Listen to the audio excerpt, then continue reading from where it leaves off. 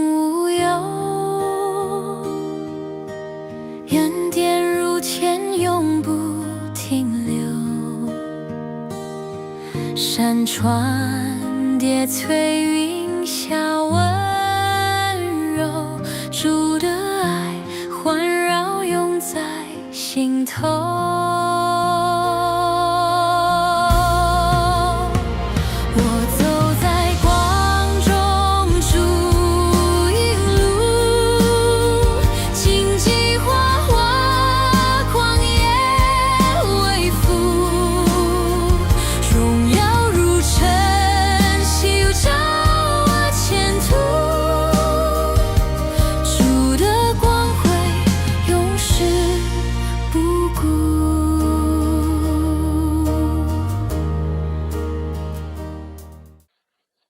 各位弟兄姐妹，大家平安，很高兴一早在线上与大家同神相交，一起来祷告。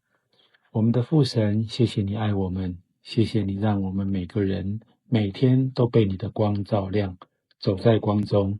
祷告奉主耶稣基督的名，阿们。今天我们要来读约翰一书1章第1节到第5节。上帝是光，现在我们要把从上帝的儿子所听到的信息传给你们。上帝是光，他完全没有黑暗。那么如果我们说我们跟他有团契，却仍然生活在黑暗中，我们就是撒谎，行为不合真理。但是我们生活在光，如果我们生活在光中，正如上帝在光明中，我们就彼此有团契，而他的儿子耶稣的血洗净我们一切的罪。如果我们说自己没有罪，便是欺骗自己，真理就跟我们没有关系。如果我们向上帝认罪，他是信实公义的，他要赦免我们的罪，洗净我们所犯的各种过错。如果我们说自己没有犯过罪，我们等于把上帝当作撒谎者，他的道就跟我们没有关系。昨天我们读到的是约翰一书1章的1到4节。一开始他陈述了写这封信它的起源、成因，还有它的延伸。今天我们要读的章节就是约翰要告诉当时在小亚细亚的基督徒会众们一条很明确的道路，就是行在光明中，与耶稣基督相交，而不要被当时的诺底斯主义的荒谬言论所主导或者是影响。与耶稣基督相交，这个相交它的积极目的，约翰一开始就告诉我们了，就是要我们彼此的喜乐充足。这几个章节他讲述的一个重点就是一个字，光。光多属正向积极的正面意义居多，它有指引方向、照明，还有温暖安慰的作用。它还能行光合作用，它能够治愈身体。讲到光，我们都会想到的大部分就是太阳。晒太阳能帮助我们增进我们的睡眠，强壮我们的骨骼，改善情绪，增进心血管功能，减少发炎，还可以造血，还有很多很多，它的重要性不可言喻。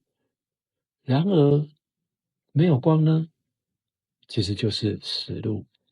光在圣经中出现了429次，在神的创造中，光是一个很重要的分水岭，因为有了光才有生命的开始。约翰在第5节的开头就说上帝是光。说上帝是光是有其道理的，因为创世纪第1章第3节就说到了，上帝说有光就有了光。而我想约翰当时会用光来向基督徒会众们说明还有一个用意，我想也应该是因为这个光是大家都能够懂，大家都有接触到，有用到，而且很容易理解的一个自然界的现象，而且就在我们生活中到处都是，所以很容易懂。1927年美国的一位知名的律师兼作家，叫 Philip Morrow， 在他所出版的报上宣布了他和爱迪生的一次的谈话。事情是这样开始的：数日前，这位主笔内心觉得有意识要写信给爱迪生，论到他自己的见证，就是他心中和良心中的不安，就是因为信耶稣基督而得的。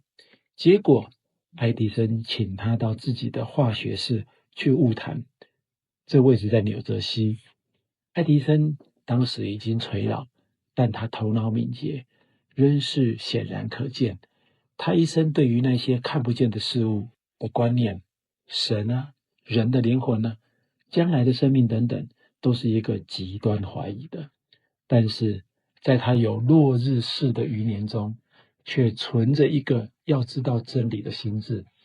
他已实行查考这些大事，然而他仍是坚持着要有证据。我要事实，是他素常查考观念的一个态度。因为爱迪生是个聋子，所以呢，这位主笔很难和他谈话。但是这并不危害，反而有益，因为他应该要留心去读阅与讨论此事的一封短信。像他这样的风烛残年，却回头郑重地注意到这些大事，岂不是一件超乎平常的事吗？我们又岂可不存盼望的心，求神施恩以光照他呢？各位读者，你愿一同为此事祷告，以待此事之结果吗？ Philip Morrow 所写给他的信是这样的：爱迪生先生，我很喜欢再见你的面，再听你的声音。更好的是昨日谈话中论到的事，使我更多的去思想它。你要事实，我亦然。一个明理者的信仰，并不凭依任何非属实的，胜于凭信有证据的事实。因此就给你一个事实，神就是你恭敬的称为最高之事的，要你以爱相报答。虽然我的拜访和这封信不能算是满意的见证，使你满意，但神是看过爱迪生多吗？这个你可以等着。有一个事实，又一个事实，神是光。我如何能知道呢？只有一个法子使我晓得，就是能以知道光因着实验。因为光本性是只让实验的知识把它显明出来。我是对一个人说话，就是对那比一切生在这黑暗世界的人，用多的功夫以发明人造之光，或者是他也对于光在于实验上比别人知道的更多些。那末光的本性和存在，如何能被一位一生之久关闭在黑暗小事中的人证明呢？这只能用这种法子，就是开一窗户，光就必进来，也把自己证实了。我说这个是因为你寻求生命奇妙的分解，也用天然界的比例以寻求灵魂，这是很好的。许多的真理能够用这种法子得着。我盼望你要继续你的发明，也是照着你贯通的方法，因这是你工作中最注重的。与此相关的，我要叫你注意到一个又清楚又确切的比例，就是你要求明证的特色只能用实验来得着。在我个人，我知道神是光，他对于那些向着他开门的人，就把光射在他心里。在23年前，我已经把这事置诸实验，此后就享受灵光的自觉，并且我的经历，也就是千万人的经历，让我提醒你，光绝对不会勉强的从岩壁的地方进来，做留有一线的小隙，它就进来，把自己证实了。照样，基督就是那真光，绝不反对人的意志，勉强的进入一个人灵魂的房屋里去，然而却一直等在门外。若是有要他的，他就预备进来了。所以你若愿意，就可以有这个证明。因为事实的本性可以用试验显明，像紫罗兰的香气落日的颜色，或是蜂蜜的滋味。这本好书，你叫我不必引用的，说你来看，尝尝滋味，而后看，这是不是确切合科学的理吗？你却已做了那一人神的工作，就是把天然界的黑暗照亮了。然而尚有一个属灵的黑暗，所以当照这个比例去做，它就要领你直接得到真理和人生存在完全奇妙的分解。科学家相信的是实证。爱迪生终其一生未归属于任何宗教团体，但他说，我不相信科学家所定义的神，但我丝毫不怀疑宇宙间存在的最高智慧。Philip Marlowe 用爱迪生最擅长的，也是他毕生研究的光，来向爱迪生说明、分享信仰。在约翰一书的当时，约翰也用了光，向当时的人阐述上帝是什么，就是光。而且他要人行在光中，行在光明中，与神相交，让神的道始终在每一个人的心里面。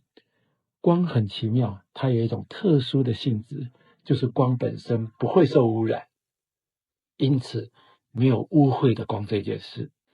你看窗户，如果不干净的部分，阳光也许不会射进去房子里面，但射进去的阳光根本就不会受窗子上面污秽而影响，是不是？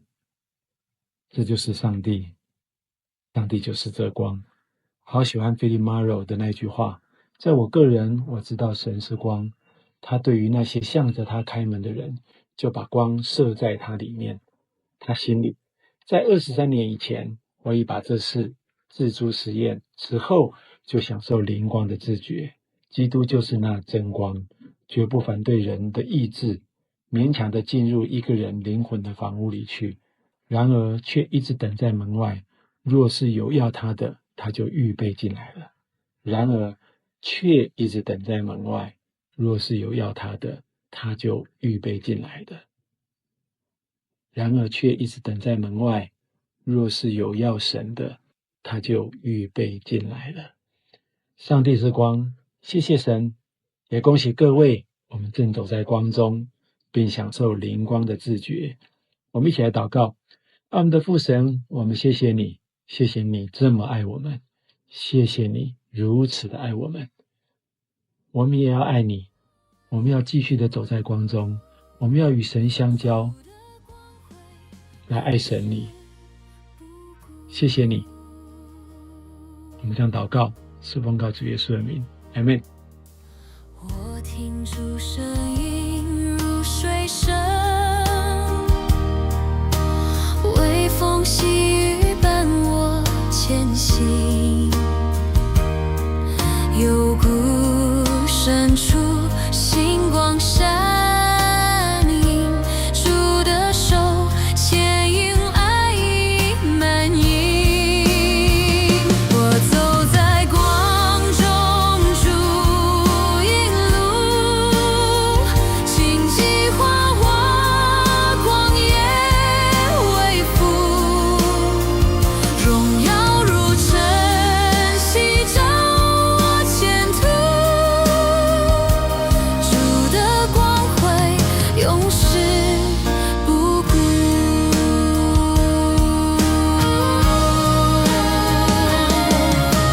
光中有盼望，有平安，恩典铺展天路无边，主的名高举颂，赞不变，直到永恒与主相连。